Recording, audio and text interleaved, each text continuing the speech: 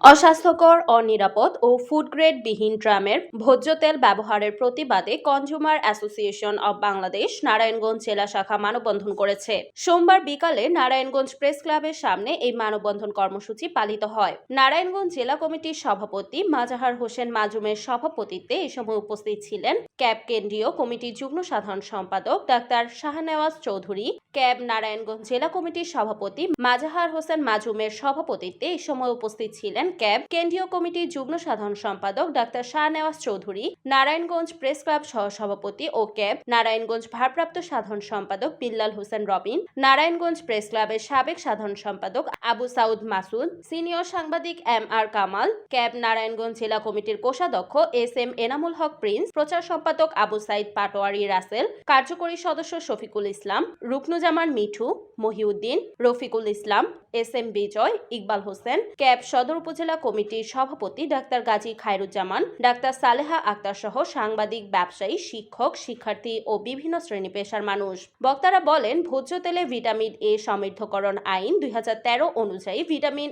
A সমৃদ্ধকরণ ব্যতীত ভোজ্য তেল বাজারজাতকরণ দণ্ডনীয় অপরাধ। উক্ত আইন এবং ভোজ্য তেল ভিটামিন A সমৃদ্ধকরণ বিধিমালা 2015 অনুযায়ী সকল ভোজ্য তেলে নির্ধারিত মাত্রায় ভিটামিন A সমৃদ্ধকরণ বাধ্যতামূলক। সাম্প্রতিক গবেষণা বলছে, ড্রামে বাজারজাতকৃত 59% ভোজ্য তেলে ভিটামিন A সমৃদ্ধ নয় এবং 34% ভোজ্য তেলে সঠিক মাত্রায় ভিটামিন A নেই। খোলা ড্রামের অনিরাপদ ভোজ্য তেল ব্যবহারের কারণে মানুষের মধ্যে নানাবিধ রোগ ব্যাধি, বিশেষত অসংক্রামক রোগে আক্রান্ত হওয়ার প্রবণতা বাড়ছে। তাই ভোক্তা স্বাস্থ্য সুরক্ষার জন্য অবিলম্বে অনিরাপদ ও ফুড গ্রেড বিহীন ড্রামের ভোজ্য তেল ব্যবহার ও বাজারজাত বন্ধ করতে হবে। এই জন্য সংশ্লিষ্ট কর্তৃপক্ষের হস্তক্ষেপ কামনা করছি। মানববন্ধন শেষে অনিরাপদ ও ফুড গ্রেড বিহীন ড্রামের ভোজ্য তেল ব্যবহারের বিভিন্ন ক্ষতিকর দিক তুলে ধরে জনসচেতনমূলক লিফলেট বিতরণ করা হয় পথচারী ও ব্যবসায়ীদের মাঝে। পাম অয়েলকে কেমিক্যাল দিয়ে খাদ্য তেল বানানো হয়। পাম অয়েল সাবানে ব্যবহৃত, সেই তেল এই আমাদের খাবারে ব্যবহৃত হচ্ছে। আপনি কিনছেন, আপনি নিজের পয়সাতে কিনছেন, নিজে ক্ষতিগ্রস্ত হচ্ছেন, পরিবারকে ক্ষতিগ্রস্ত করছেন। আমাদের অনুরোধ, আবেদন এবং নিবেদন আপনাদের প্রতি থাকবে যে আপনারা খোলা তেল ব্যবহার করবেন না, নিজের পরিবারকে ঝুঁকিপূর্ণ করবেন না। খোলা তেল আপনি আমি না কিনলেই এ তেল আর বাজারে বিক্রি হবে না। বিক্রি না হলে এ তেল আর দোকানদাররা কিনবে না। তারপরও আমরা সরকারের কাছে আবেদন জানাচ্ছি অতি দ্রুত এই তেলগুলি বাজার থেকে উঠিয়ে দিতে এবং এই তেল নিষিদ্ধ করার জন্য বিনীত অনুরোধ জানাচ্ছি।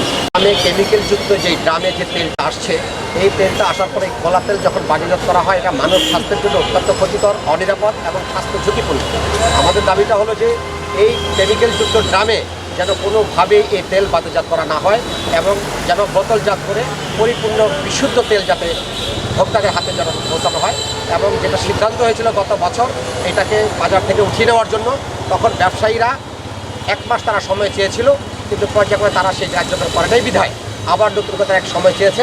এবং আমাদের দাবি, নতুন যে সময়টা তাদের জন্য দেওয়া হয়েছে, এই সময়ের মধ্যে সংশ্লিষ্ট প্রশাসন এবং সরকারের সংশ্লিষ্ট দপ্তর অনতি বিলম্বে এই খোলা তেল বিক্রি বন্ধ করবেন এবং যাতে এই ড্রামের করে কেমিক্যালযুক্ত ড্রামে কোনো তেল যাতে বাজারজাত না করা হয়, এটা আমাদের ক্যাবের পক্ষ থেকে সরকারের কাছে দাবি। বাংলাদেশে এবং ন্যাশনাল হার্ট ফাউন্ডেশন বাংলাদেশে যৌথ উদ্যোগে এটা কেন আমরা করতে গেলাম এবং ন্যাশনাল হার্ট ফাউন্ডেশন কেন, কারণ এটা বিরাট ঝুঁকি, স্বাস্থ্যের জন্য খুবই ঝুঁকি।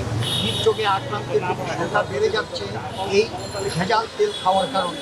সুতরাং আমরা সরকারের কাছে অনুরোধ করব যাতে অনতি বিলম্বে বাজার থেকে এই তেলগুলো, যেগুলো স্বাস্থ্যের জন্য ঝুঁকিপূর্ণ, চিহ্নিত, পরীক্ষিত এবং সুনির্দিষ্টভাবে বলে দেওয়া হয়েছে। রিপোর্ট সাগর খান, NAN TV, নারায়ণগঞ্জ।